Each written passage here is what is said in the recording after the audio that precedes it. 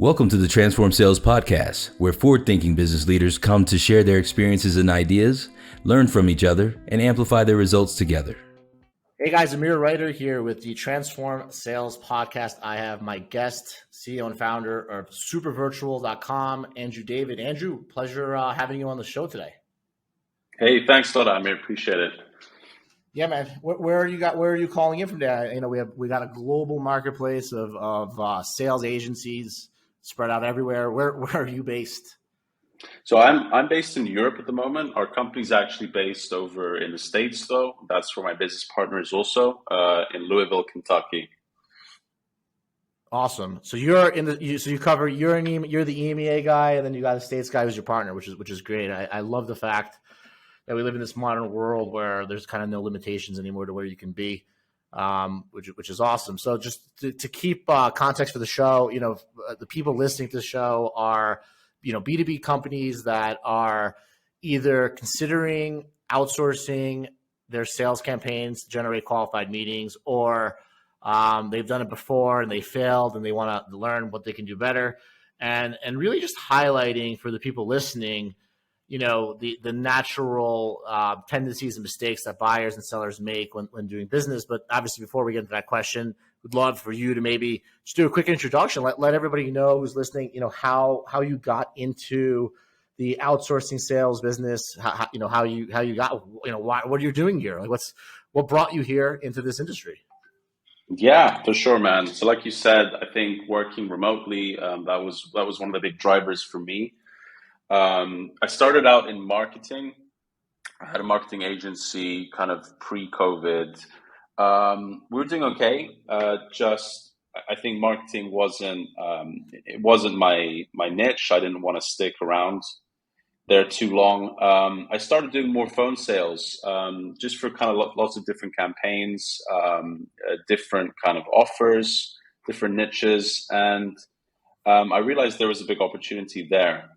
That's when I also, at the same time, I met my business partner, Brad, and it just kind of happened by accident. You know, this whole getting into the agency model. What really happened was we started hiring freelancers, right, mainly from the Philippines. And what we saw was that as we started to, once we dialed in our offer and we knew who we were selling to, it was a lot easier to not only work with them, but to get pretty much the same results for a fraction of the cost, you know, sometimes even better results. One thing led to the next, and that's really how we came about, you know, over time. We tinkered a little bit with the hiring process. We figured out, you know, how to spot a bad apple, how to find, you know, cream of the crop, so to speak, sourcing candidates, screening them. And we've refined that to a point where now we have a well-oiled machine and we're able to actually, you know, find that top 1% of candidates and place them, you know, for an affordable price.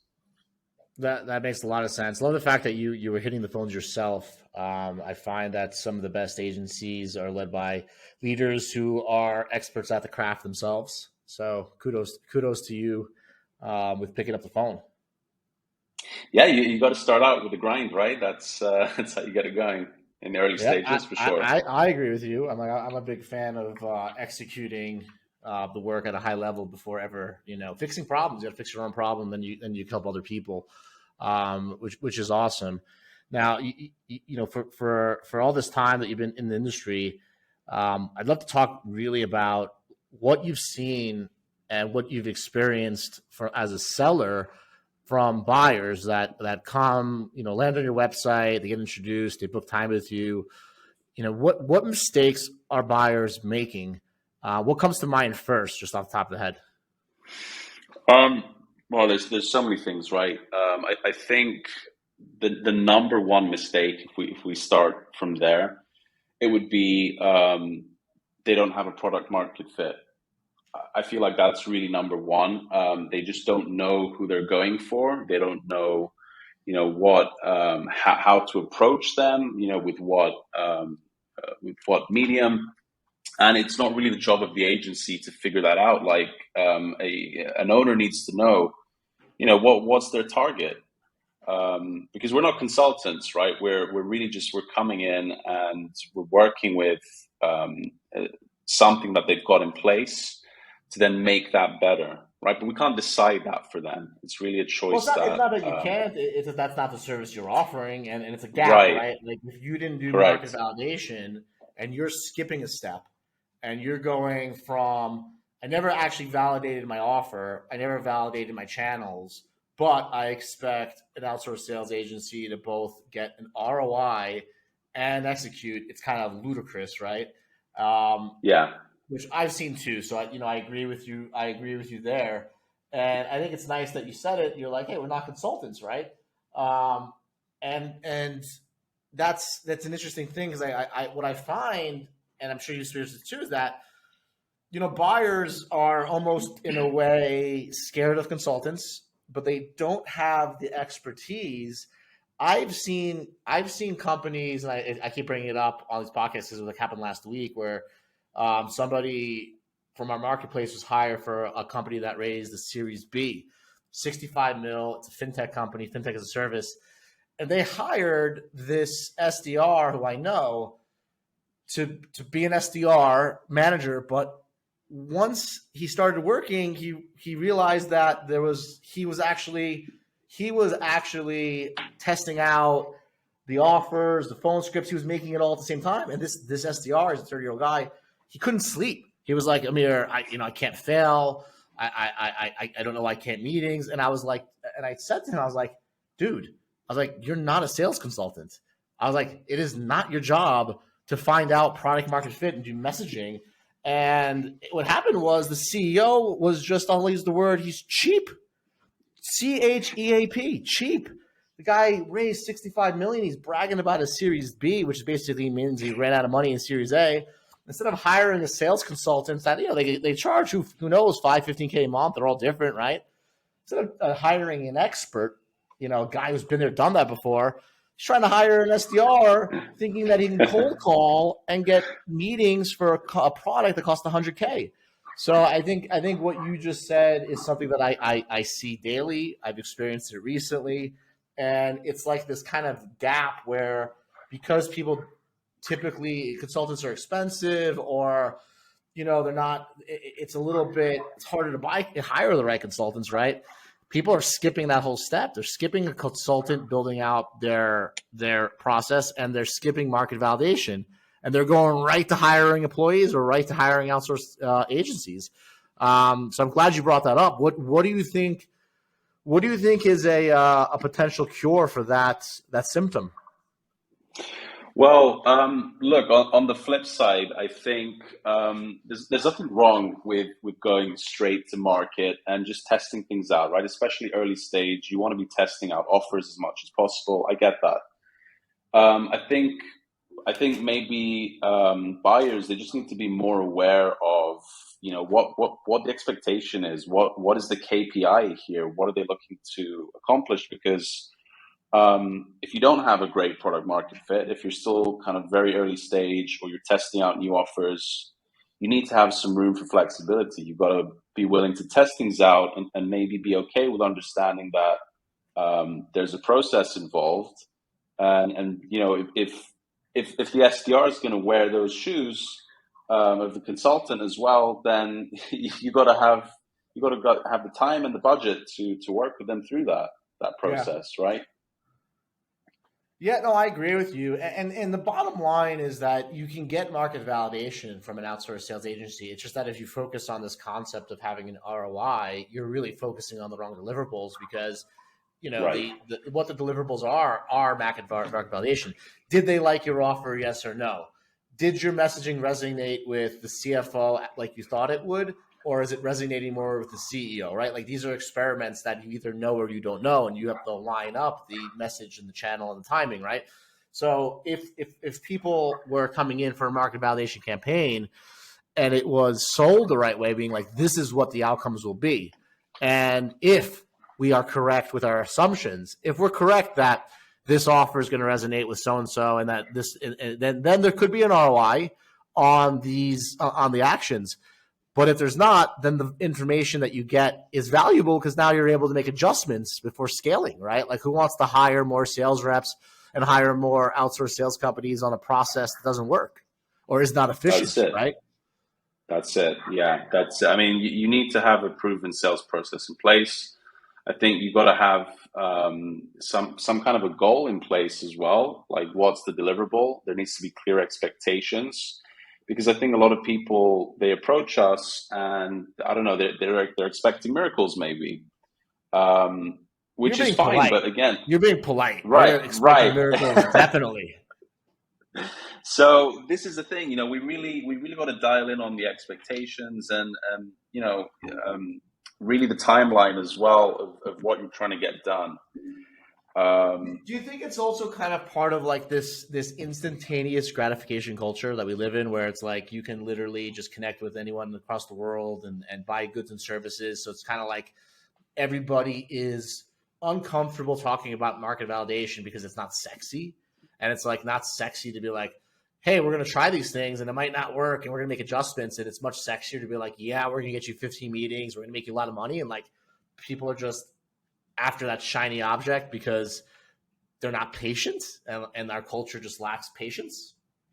For sure. That adds to it. I think it's an easy it's an easy way to just think that, you know, you can hire someone and fix all your problems, right? But a lot of these companies, they don't realize that it's kind of like tip of the iceberg, right?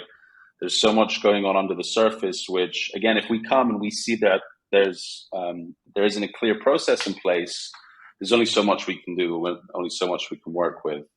So yeah, that makes a lot of sense. Yeah. So, I'll tell you right now, I've been interviewing sales outsource agency leaders. I'm super excited because there's a lot of consistency with what everyone's saying. And I want people to listen and to start understanding that, like, if I interview 40 owners of outsourced sales agencies and they're all saying the same thing, like, maybe you should listen to it, right?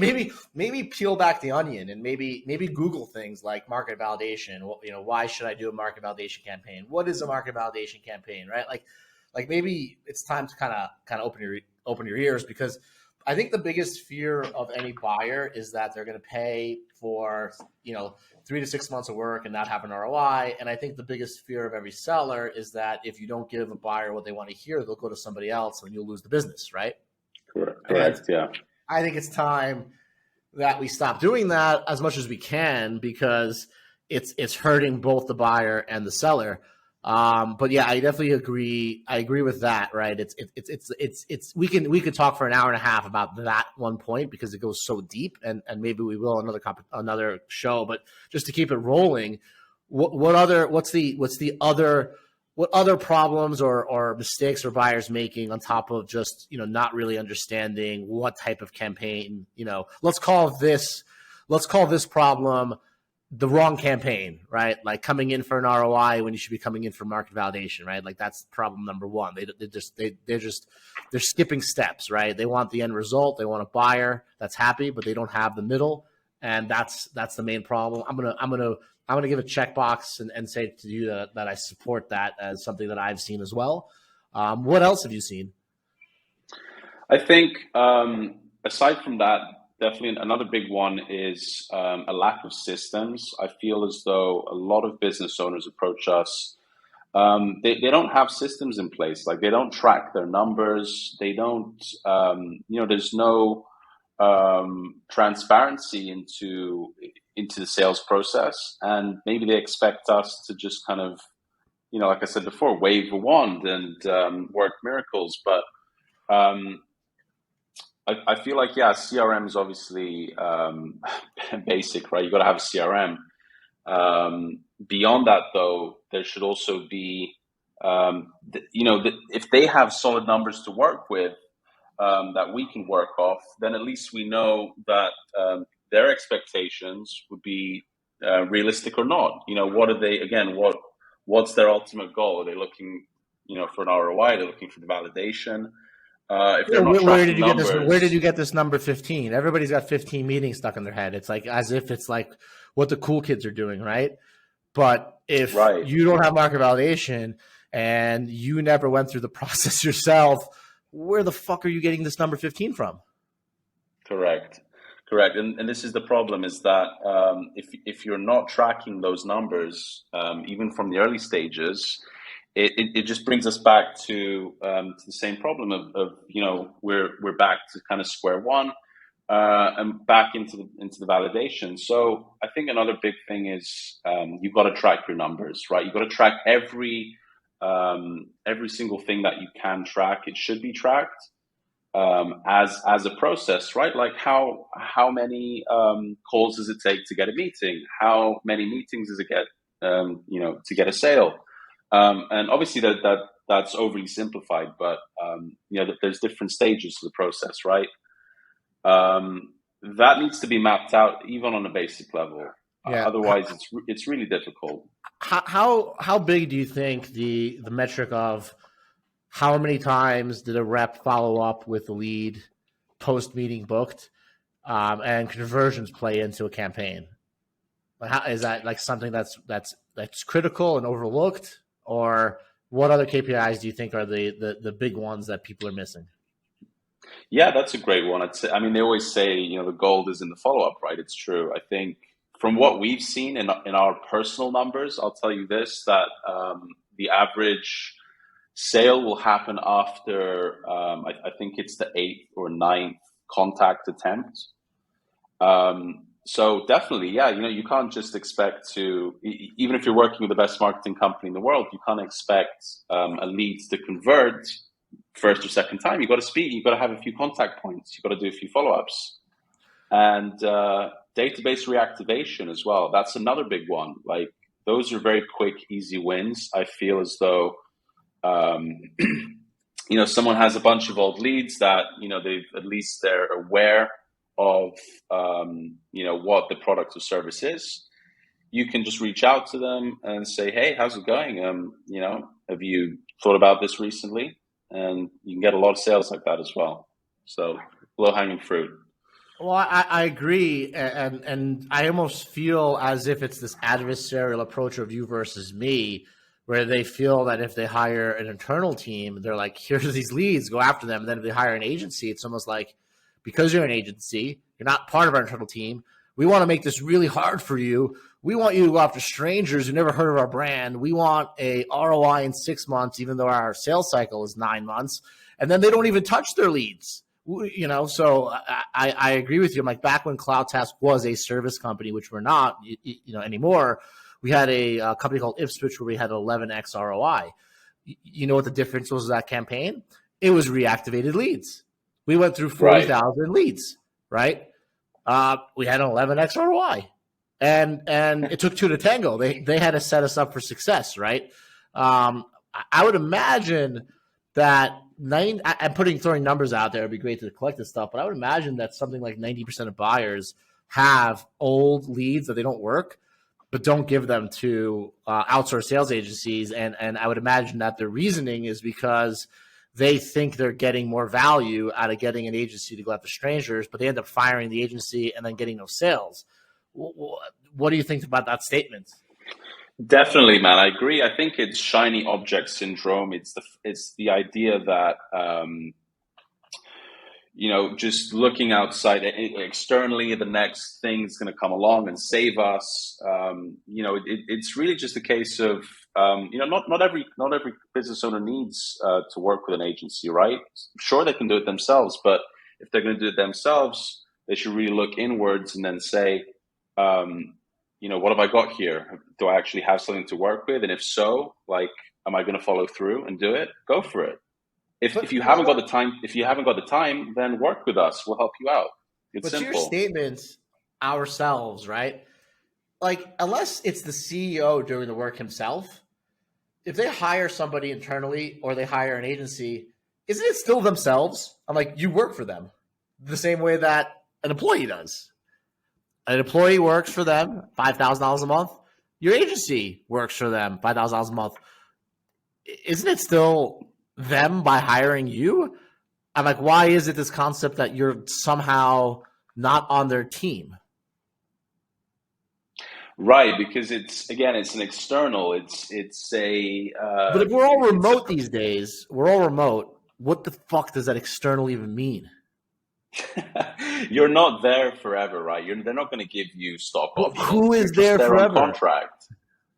Well, look, if you're in some cases, right, you come across people that, at least in terms of loyalty, they're there from day one in the company. You know, they've been through everything with you from day one.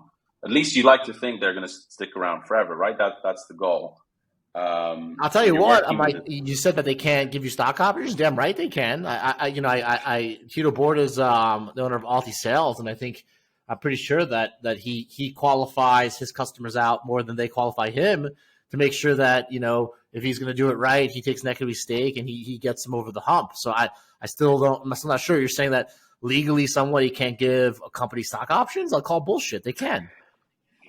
maybe they could. If you worked out maybe consulting for equity, I think, but not like general agency. They're not going to get stock options for doing a project, are they?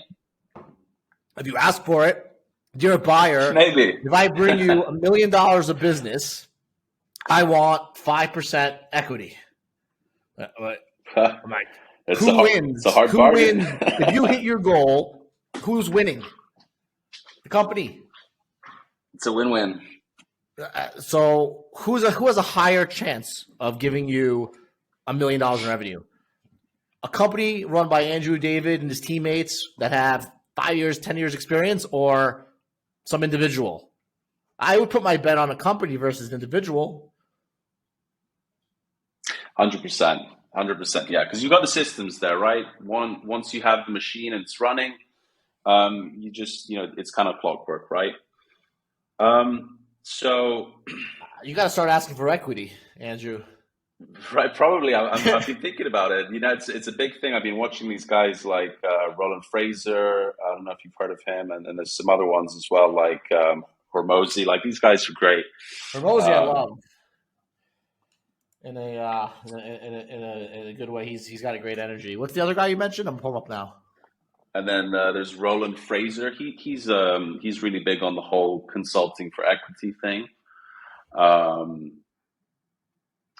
So there's that too. Obviously, it's a different kettle of fish there, right? But I think just generally, when it comes down to it,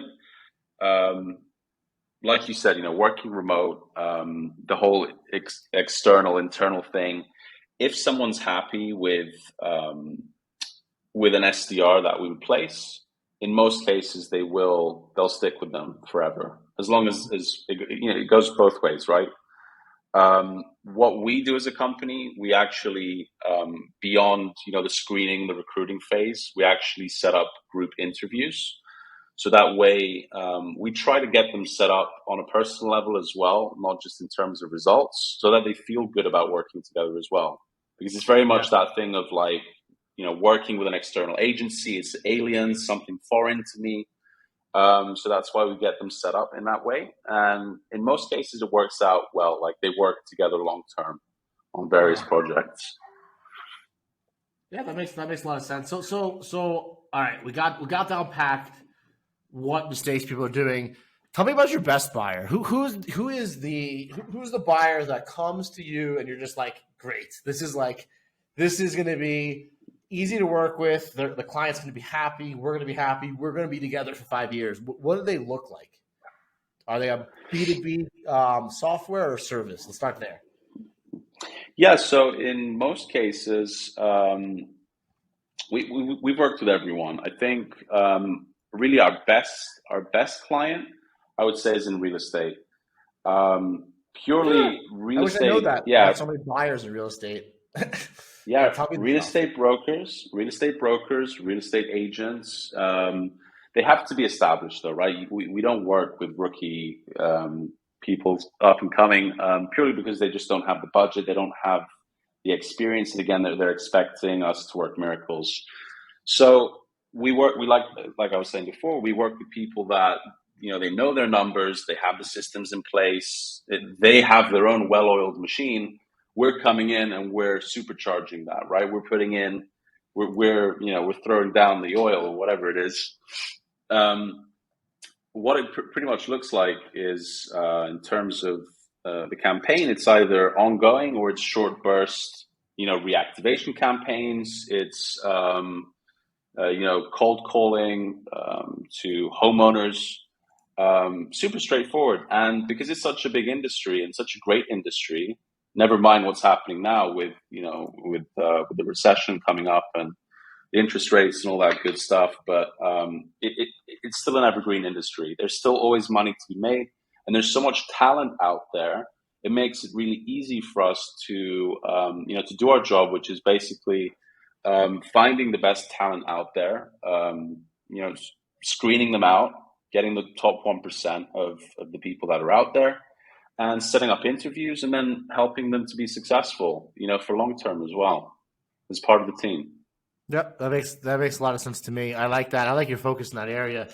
It's good for us to know because we want to bring you that. We want to bring you that focus, that customer profile. That 80% of your revenue comes from 20% of your buyers. I forgot the rule called. It's always that existing rule. So it's good to hear you say that. And where can they find you? I mean, like if somebody wants to reach out to you, what's the easiest way to connect with you? Let's say I'm a real estate company, I'm established, right? And I want to get some revenue going. I got market validation. I'm not in the need for a consultant, and I'm looking for a long-term relationship with somebody who can deliver. And Super Virtuals is the go-to. Where can they find you, Andrew? Supervirtuals.com. That's us. Or send me an email. Hey, Andrew@supervirtuals.com. Awesome, man. You have no TikTok, no Instagram, nothing like that? No, Twitter? We do. We're also no, I'm not too active on the socials, but we're getting them up and running. We are. Yeah, no, I'm pushing more on those channels. Only business. In fact, the two guys that you mentioned, I pulled up, and you would believe that. Guess how many followers your boy Roland Frazier has on TikTok? A lot, for sure. 29,000.2. Yeah. Control 24 businesses, 3 million to 4 billion. I teach how to build, grow, and sell 7 figures. That's your man Roland. So he's out there. He's out there on the channels. Andrew, you're the man. I appreciate it. You jumping on the show. It's been a blast working with you guys. And I thank you again for contributing to helping buyers not make some of these mistakes. And I hope people listening here, if you're a real estate company and you're looking to outsource your lead generation, your sales, give Roland and Super Virtuals a call. Yeah, 100%, man. Appreciate it. All right, dude. Next time we get cameras on, okay? Anytime. All right. Cool. All right, guys. This is the Transform Sales Podcast. Amir Reiter signing off.